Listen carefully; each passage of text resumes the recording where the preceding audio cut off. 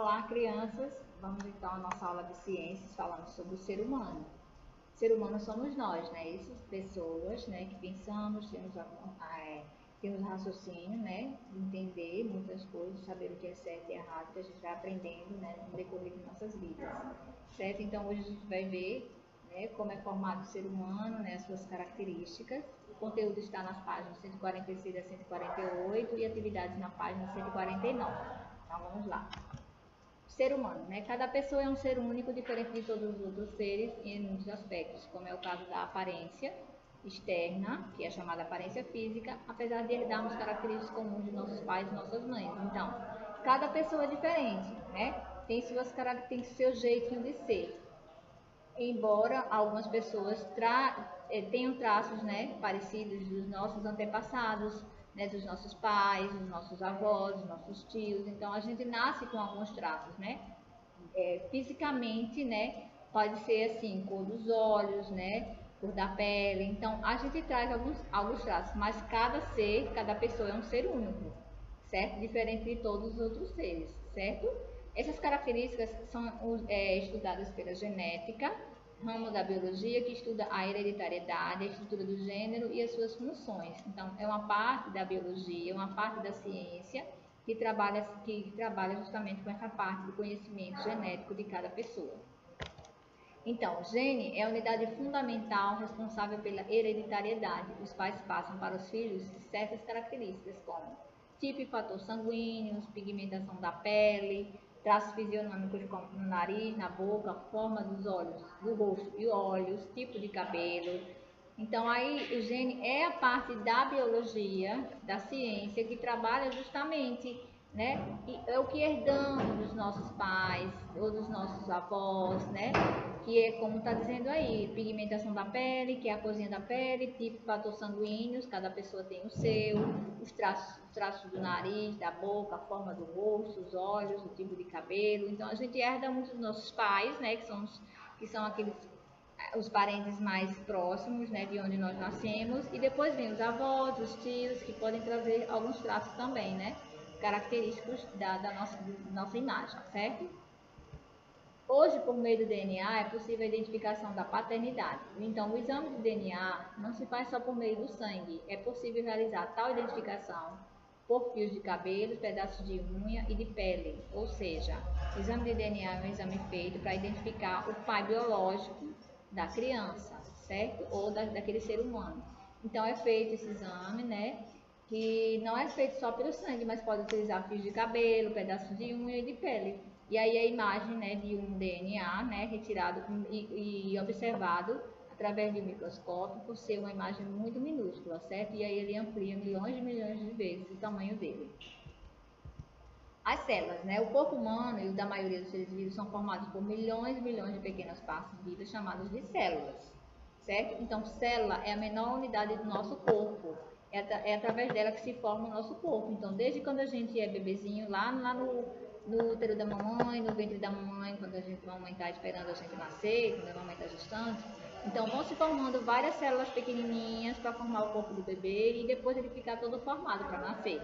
Então, vão nascendo células, 1, 2, 10, 20, milhões e milhões no final, para que o bebê fique pronto para ele nascer, certo? Então, célula é a menor unidade do nosso corpo. Parte de uma célula. Então, temos aqui 3 partes de uma célula, que é a membrana, que é a parte de fora, o citoplasma, que é do meio, e o núcleo, que é o mais central, certo? Cada uma tem a sua função. Então, aí também essa imagem foi ampliada pelo microscópio para poder ser observada. As células, em sua maioria, só podem ser vistas com a ajuda de um microscópio. Esses aparelhos são capazes de aumentar a imagem da célula até 1000 vezes. Então, as células não são todas iguais, têm formas e funções diferentes. Geralmente, a célula é formada por 3 partes. Então, membrana, que é a que envolve e protege a célula, que é a de fora. Por ela entram substâncias como a água, os alimentos, o oxigênio, e saem outras substâncias que não servem para a célula. Temos o citoplasma, que é a parte compreendida entre a membrana e o núcleo. Nesta região estão contidas as estruturas responsáveis por várias funções, como nutrição, extração celular, transporte de substâncias, etc. E temos o núcleo, que neles estão os genes e estruturas responsáveis pela transmissão das características hereditárias entre os seres vivos, como cor dos olhos, do cabelo e da pele. O núcleo é responsável pelo controle das funções celulares, inclusive o controle da divisão celular, que é a reprodução da célula. Os seres vivos se dividem em unicelulares, formados por uma única célula, como as bactérias e os protozoários, a ameba, por exemplo, e pluricelulares, formados por mais de uma célula, como os vegetais, os fungos e todos os animais. O ser humano, assim como os outros animais, possui milhões de células, como eu já falei. Ele é um exemplo de ser pluricelular. Características das células. Quanto ao tamanho, as células podem ser macroscópicas, são aquelas que podem ser vistas a olho nu. Exemplo, a gema do ovo. Então, a gema do ovo é uma célula e ela é macroscópica, porque a gente não precisa de microscópio para ver. Temos as microscópicas, quando só são vistas com auxílio do microscópio. Exemplos, células do sangue, células dos músculos, células nervosas e células adiposas de gordura. São essas que temos no nosso corpo, que só podem ser vistas através de um microscópio. Atividade na página 149, então a gente vai abrir o livrinho aí agora. Vamos responder a primeira questão. A primeira questão diz assim, vamos lá. Localize as partes da célula, vocês podem até utilizar o livro, né, voltando para olhar. Então, três partes da célula. Então, nós temos a membrana, que é a parte de fora, o citoplasma, que é a do meio, e o núcleo. Então, vocês vão colocar dentro desse retângulo cada nome desse: membrana, citoplasma e núcleo. Então, vamos ver também, seguindo a mesma questão, o que faz a membrana, o que faz o núcleo, o que faz o citoplasma. Então, a membrana seria o número 1. Vocês vão procurar lá embaixo no último quadrinho. Envolve e protege a célula. O 2 é o núcleo, que será o segundo, responsável pela reprodução da célula. E o 3, o citoplasma, que vai ser o primeiro quadrinho, contém estruturas que desempenham diversas funções. Então, ficou 3, 2 e 1, nessa ordem. Segunda questão. Complete as frases corretamente. Letra A. Os seres vivos formados por uma só célula são unicelulares. Então, se ele tem uma só célula, ele é chamado de unicelulares. Letra B. Os seres vivos que possuem mais de uma célula são pluricelulares, porque tem mais de uma célula. 3. Letra C. Exame que identifica a paternidade é o DNA. Quando vocês forem colocar esse nome DNA, vocês vão utilizar 3 letrinhas maiúsculas, o D, o N e o A, que é a representação dessa nomenclatura do exame que é feito para a paternidade. D. Equipamento que permite visualizar a célula é o microscópio, porque ele aumenta o tamanho das células, certo? E letra E. Um exemplo de célula que pode ser vista a olho nu é a gema do ovo, como a gente viu no stand, na atividade, né, do livro. Terceira questão. Responda a pergunta. Como é possível realizar o exame de DNA?